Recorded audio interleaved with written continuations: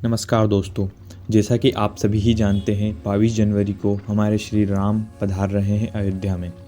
आप सभी को बहुत खुशी होगी कि हम भी राम लल्ला का इंतज़ार कर रहे हैं।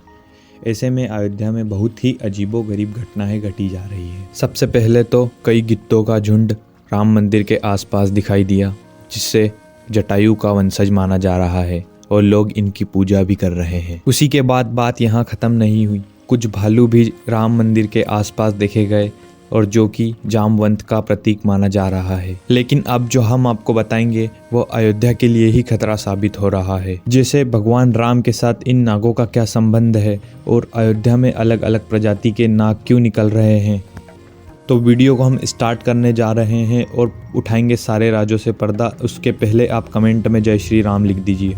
22 जनवरी सोमवार के दिन अयोध्या के नवनिर्मित राम मंदिर में होने जा रही श्री राम लल्ला की प्राण प्रतिष्ठा है और इसी प्राण प्रतिष्ठा का पूरे देशवासियों को बड़े ही बेसब्री से इंतजार है और इसी में उनके स्वागत के लिए तैयारियां जोरों शोरों से चल रही है। 22 जनवरी कोई आम तारीख नहीं है, इसके पीछे भी बहुत बड़ा महत्व छुपा हुआ है। आखिर प्राण प्रतिष्ठा के लिए सिर्फ 22 तारीख ही क्यों चुनी? त्रेता युग में प्रभु श्री राम का जन्म अभिजीत मुहूर्त में हुआ था। 22 जनवरी सोमवार के दिन मृगशीर्ष नक्षत्र में अभिजीत मुहूर्त का संयोग बन रहा है और यही कारण बनता है कि इस तिथि को राम लल्ला की प्राण प्रतिष्ठा के लिए चुना गया है। साथ ही यह भी माना जा रहा है कि इस मुहूर्त में और इस तारीख को प्राण प्रतिष्ठा करने से प्रभु श्री राम हमेशा ही उस मूर्ति में रहेंगे। लेकिन जैसे जैसे प्राण प्रतिष्ठा का समय नजदीक आ रहा है, वैसे ही अलग अलग प्रजाति के नाग नागिन अयोध्या पहुंच रहे हैं, जो कि अयोध्या वासियों के लिए खतरा बनते जा रहे हैं। लेकिन गिद्धों का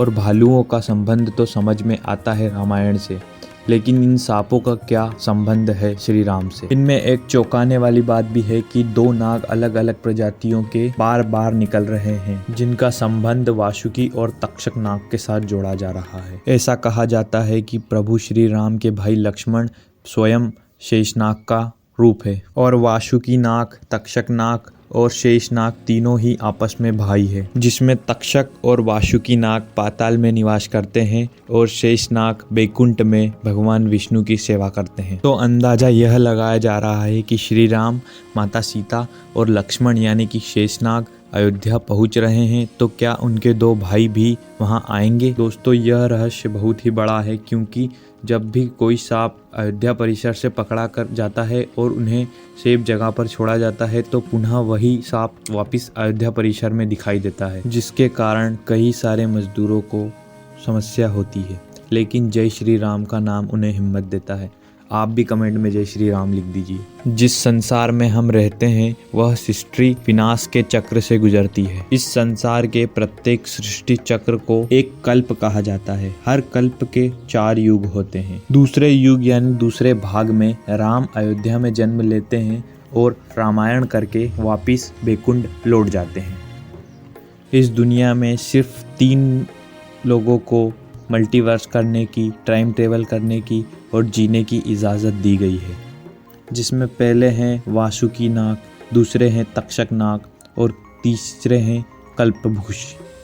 तक्षक नाग और वासुकी नाग के बारे में तो हमने आपको बता दिया है, लेकिन अब हम आपको बताएंगे कि काकभुशुंडी कौन है और इसे प्रभु राम ने अमर कैसे बनाया था। वेदों के अनुसार कल्पवृक्ष ने 11 रामायण और 16 महाभारत देखी है। भगवान राम ने ही काकभुशुंडी को रामर बनाया था। कौवे के रूप में काकभुशुंडी की मुलाकात भगवान राम से हुई थी। बचपन में प्रभु राम खेल रहे थे और उन्होंने उस कौवे को पकड़ने की कोशिश की। समय आने पर काकभुशुंडी को भगवान श्री राम के मुख में आकाश, ब्रह्मांड और गंगाओं का दर्शन हुए। यह सब देखने के बाद काकभुशुंडी ने भगवान राम से दूर उड़ना बंद कर दिया और उन्हीं के पास लौट आए। काकभुशुंडी ने भगवान राम को ना पहचानने पर उनसे क्षमा मांगी और इसी पर भगवान राम ने दिव्य मुस्कान देकर उनसे पूछा कि तुम्हें क्या चाहिए। काकभुशुंडी ने कहा कि वह भगवान राम के प्रति अपनी भक्ति हमेशा हमेशा के लिए करना चाहते हैं। भगवान राम उनके प्रेम से प्रसन्न होकर उन्हें आशीर्वाद दिया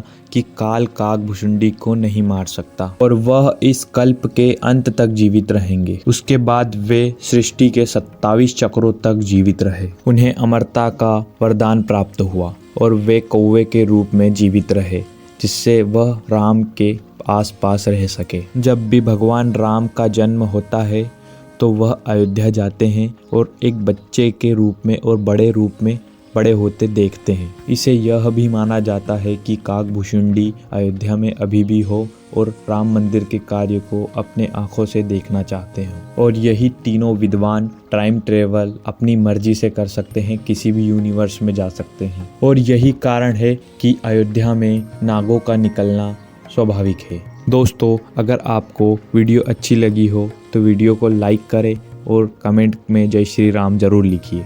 और अगर आपको अयोध्या में घूमना है तो आपके लिए एक बहुत ही वीडियो अच्छी बनाई है हमने, तो उसे ज़रूर देखिए आई बटन पे क्लिक करके।